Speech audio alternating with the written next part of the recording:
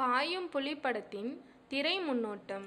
தமிழ் திரையுலகில் தற்போது உள்ள இளம் நடிகர்களில் விஷால் முற்றிலும் வித்தியாசமானவராக உள்ளார். அவருக்கு பக்கபலமாக மற்றும் இள நடிகர்கள் இருப்பதில் இருந்தே அதை புரிந்து கொள்ளலாம் என்கின்றார் கோலிவுட்டினர்.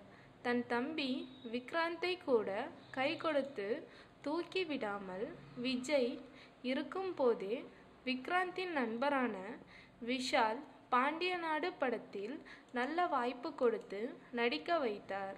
அது மட்டும் இல்லாமல் மற்ற நடிகர்களுக்கு ஆதரவு தருவதிலும் எந்த எதிர்பார்ப்பும் இல்லாமல் செய்து வருகிறார் என்கின்றார்கள். இளம் வயதிலேயே சொந்த பட கம்பெனியை ஆரம்பித்து வெற்றிகரமாகவும் நடத்தி வருகிறார்.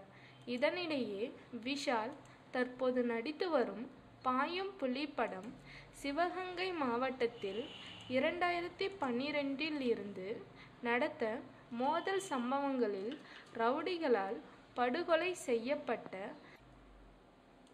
சப் இன்ஸ்பெக்டர் ஆல்வன் சுதன் பற்றிய கதை என்கிறார்கள். இது குறித்து விஷால் கூட அவருடைய ட்விட்டர் பக்கத்தில், உங்களை வணங்குகிறேன், இந்த படத்தில் நடிப்பதில் பெருமைப்படுகின்றேன், எந்தவிதமான ரிசல்ட் வந்தாலும் கவலை இல்லை என குறிப்பிட்டுள்ளார். பாயும் புலி படத்தை வியாபாரத்தையும் மீறி பெருமைக்குரிய படமாக தயாரிப்பதில் விஷால் ஈடுபட்டிருப்பதை கோலிவுட்டில் சுசீந்திரன் நட்பு வட்ட இயக்குனர்கள் பாராட்டி வருகிறார்கள்.